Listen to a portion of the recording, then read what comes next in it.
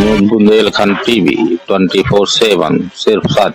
मैं शैलेंद्र प्रताप सिंह। देश के जाने माने उद्योगपति व देश के लिए हर दम मदद करने वाले रतन टाटा का कल रात हुआ निधन। मोदी ने नोएल टाटा से की बात। रतन टाटा के अंतिम संस्कार में शामिल होंगे अमित शाह। रतन टाटा के निधन पर प्रधानमंत्री नरेंद्र मोदी ने नोएल टाटा से फोन पर बात की और संवेदना व्यक्त की। रतन टाटा के अंतिम संस्कार में केंद्रीय गृह मंत्री अमित शाह भारत सरकार के प्रतिनिधि के तौर पर शामिल होंगे।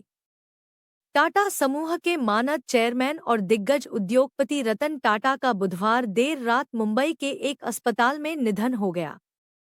86 वर्षीय रतन टाटा के पार्थिव शरीर को लोगों के अंतिम दर्शन के लिए आज दक्षिण मुंबई के national centre for performing arts NCPA में रखा जाएगा और फिर अंतिम संस्कार होगा। भारत सरकार की ओर से गृह मंत्री अमित शाह उनके अंतिम संस्कार में शामिल होंगे।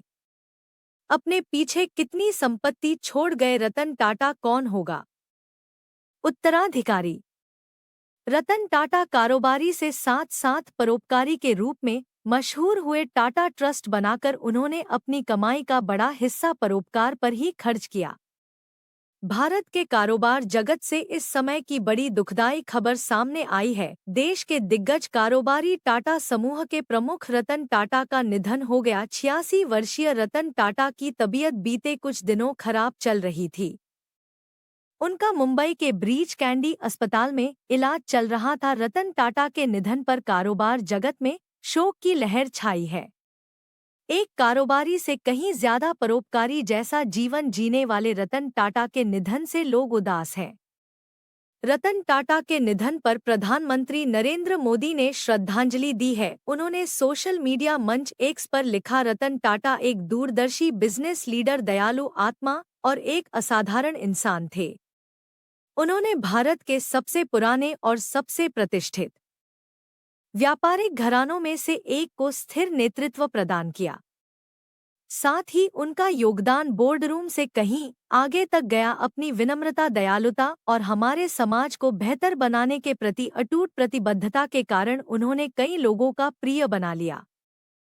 सुई से जहाज तक बनाती है। रतन टाटा की गिनती भारत के बड़े कारोबारियों में होती है। शायद ही कोई ऐसा घर होगा जिसमें टाटा का कोई सामान यूज नहीं होता होगा। टाटा के बारे में कहावत है कि सुई से लेकर जहाज तक, मतलब टाटा सुई से लेकर जहाज तक बनाती है। अब आते हैं रतन टाटा की संपत्ति पर। रतन टाटा की कुल संपत्ति करीब 3,800 करोड़ रुपए। रतन टाटा की कुल संपत्ति की बात करें तो वो करीब 3,800 करोड़ रुपए के मालिक है।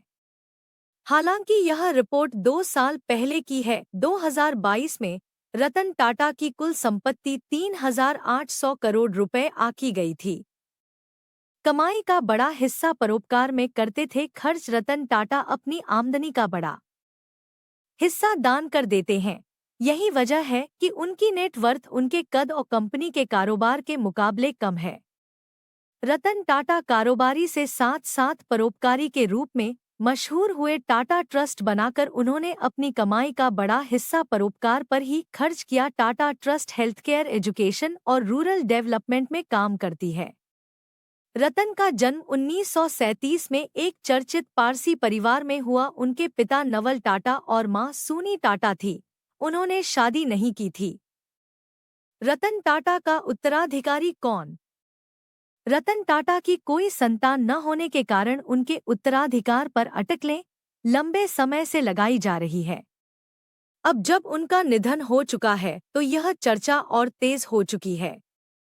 यह सवाल उठ रहा है कि अब 3,800 करोड़ रुपए के विशाल सौतेले भाई नोएल के संतान की चर्चा। रतन टाटा के संभावित उत्तराधिकारियों में नोएल टाटा का नाम आता है। नोएल रतन टाटा के सौतेले भाई है। नोएल टाटा के 3 बच्चे हैं, माया टाटा, नेविल टाटा और लिया टाटा। ये तीनों टाटा ग्रुप में अलग अलग जिम्मेदारी संभाल रहे हैं।